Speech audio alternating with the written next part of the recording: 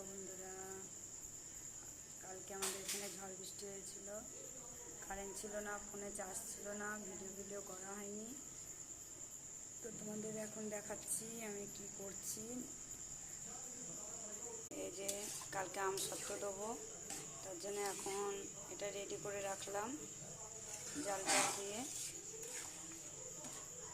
এই যে একটা নতুন আইটেম করছি, তোমাদের দেখাচ্ছি আমি।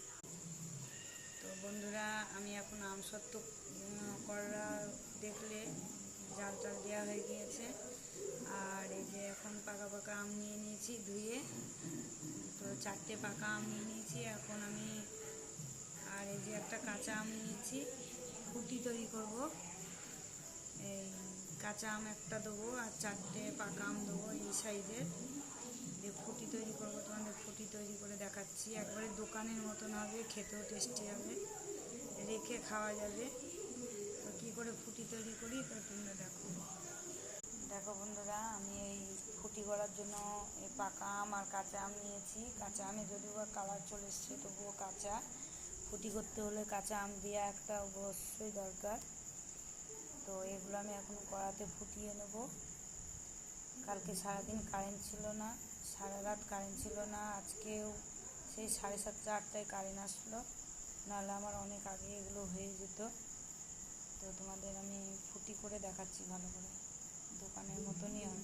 বন্ধুরা, এই যে ফুটি করার আমগুলো আমি এখন সেদ্ধ বসিয়ে দিয়েছি। এই যে কাঁচা আম, যতক্ষণ কাঁচা আমটা না সেদ্ধ হবে ততক্ষণ এটা ফুটাতে হবে। আর আমি এর মধ্যে 2 গ্লাস জল দিয়ে দিয়েছি। এই জলটা ফেলবো না, এই জল শুদ্ধই পেস্ট করব। তো আমটা, এই কাঁচা আমগুলো সেদ্ধ হোক, ততক্ষণ এটা ফুটবে। তো তোমরা ফুটি করতে হলে যতটা আম নেবে সেই হিসাবে জল দিতে হবে। আমি আম যটা নিয়েছি সেই হিসাবে জল দিয়েছি। তো তোমরা যদি ফুটিটা বেশি করো তাহলে জলটাও বেশি দিতে হবে। তো এই যে বন্ধুরা, আমার আম সিদ্ধ হয়ে গিয়েছে। আমি আর 1 গ্লাস জল দিয়েছিলাম, কারণ পাতলা গাঢ় লাগছিল, এটা পাতলা হবে, তার জন্য আর 1 গ্লাস জল দিয়েছি। তাহলে 3 গ্লাস জল দেওয়া হলো আমার 6টা আমে। তো বন্ধুরা, আমার চিনির রসটা রেডি করা হয়ে গেছে, এবার ঠান্ডা করে নেব। হাতে দিয়ে দেখে নিতে হবে চিটচিট করছে কিনা, তাহলেই হয়ে যাবে চিটচিট করলে। তো আমার এটা রেডি।